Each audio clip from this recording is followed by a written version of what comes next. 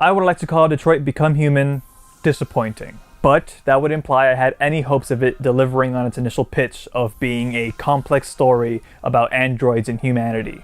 And honestly, I didn't. So I guess what I can say is that Detroit pretty much met my expectations.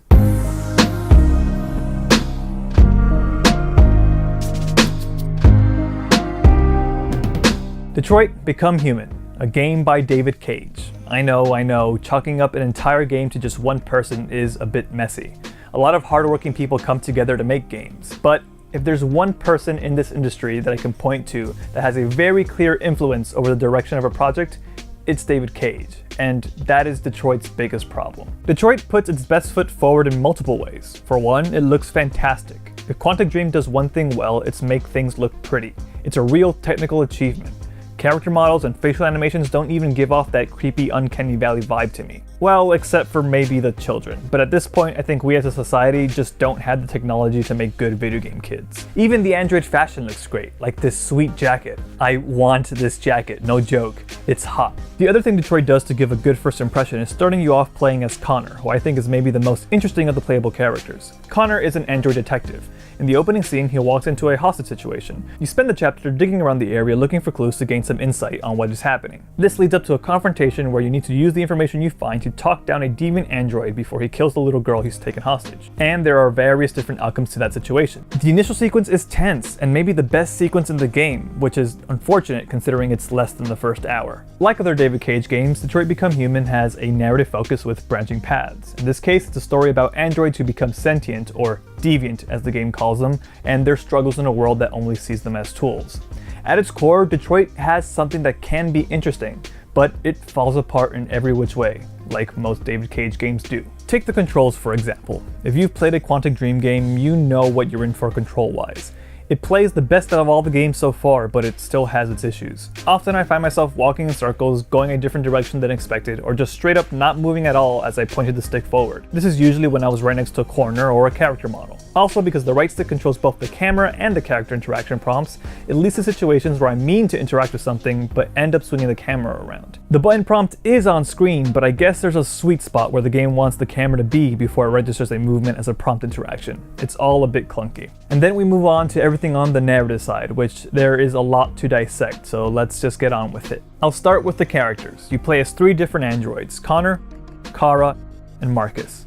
Like I mentioned before, I think Connor is the best of the bunch. Brian Deckhart's performance is the most convincing of the 3. His delivery and cadence actually feel like a robot slowly learning the nuances of human emotion. Part of Connor's story is investigating the deviant android incidents with his human partner, Hank. The interactions between these two were my favorite moments of Detroit. Yes, the old cop stuck in his ways who eventually warms up to his partner is an old cliche, but it's one that works for me with these two. I'd happily play a game that was just Connor and Hank solving cybercrimes, instead of, well, the rest of Detroit. Thank you in advance for your cooperation. Get the fuck out of here! Speaking of cybercrimes, the investigation aspects are another reason why I think Connor segments are the best thing Detroit has to offer. They're the only parts of the game that I find mechanically engaging. While I don't actively dislike the simple button presses, short stick movements, and quicktime events that most of the game is built upon, they don't necessarily make me feel like I'm doing anything all that important either. It's much more like I'm going through the motions just to get on with it. At least in the investigation segments, they added a layer of searching an area and finding things to scan felt like I was actually doing something. It's really not much. It might as well have been a child's hidden picture puzzle, but it was something.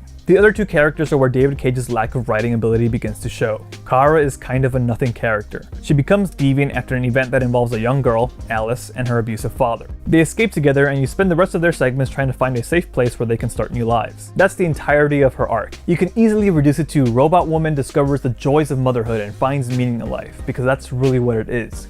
Kara doesn't get any meaningful character development. She's here to protect this child, and that's it. They reach the place they dream of and live happily ever after. Stories always have happy endings.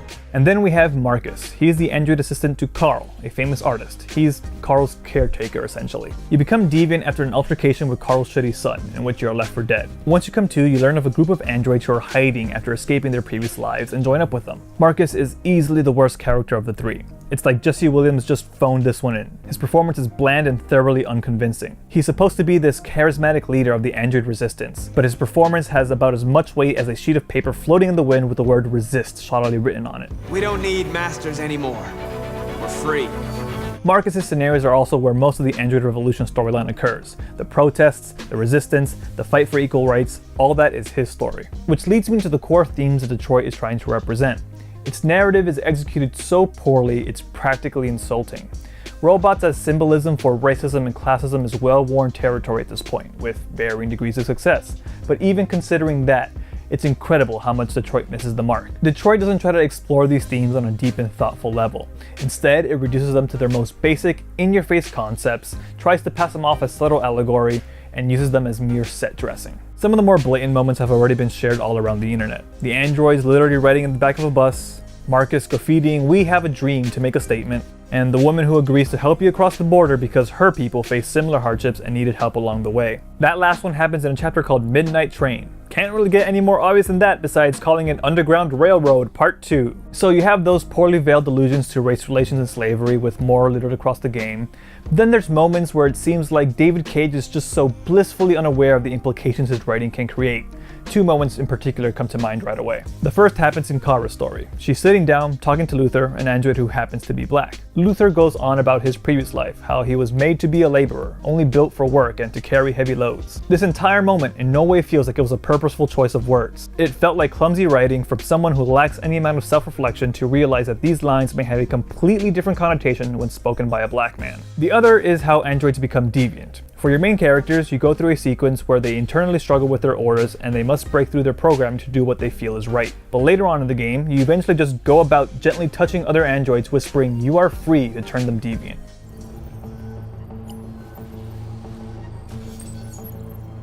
You are free. It just spreads, I guess, almost implying freedom is like a virus. Again, I didn't think this was a purposeful metaphor the game was trying to make, at first at least. But then, a character literally equates freedom to a virus, so fuck if I know. It's a gross comparison to make. As if those horrible attempts at allegory weren't enough, the rest of Detroit's story is just a slog to get through. There's nothing really interesting driving it forward. Detroit places a large bet that you'll be so invested in these characters that you'll want to see what comes next.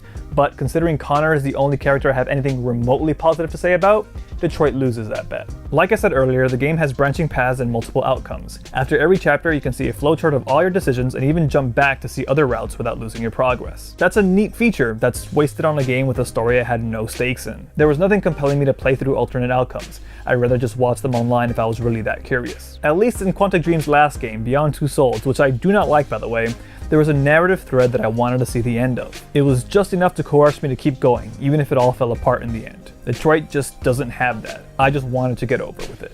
Do you know what happens after death? No. Speaking about endings, the ending I got in my playthrough of Detroit was one of the hokiest, stupidest things in the entire game. I want to be courteous and avoid spoilers, so all I'll say is that I got the good ending, and it amounts to some ridiculous power of love bullshit that completely undermines the themes of revolution and change the game is trying to evoke. If it isn't already clear, I did not enjoy Detroit Become Human very much at all. Its half-hearted attempt at depicting a serious set of themes sure left a poor impression on its own. Add all that to the accusations towards Cage, the work environment in Quantic Dream, and Cage's response to double down on his integrity and sue journalists, it all just paints a really gross picture. Is there some enjoyment to be had with Detroit Become Human? Sure. Maybe play it missing all the button prompts, trying to get the worst ending, having all your characters die and dunking on the shit writing. But that's not the game Detroit wants to be. Detroit wants to be something more. It wants to send a message. But the only message it sends is one of ignorance and a complete misunderstanding of actual human hardship.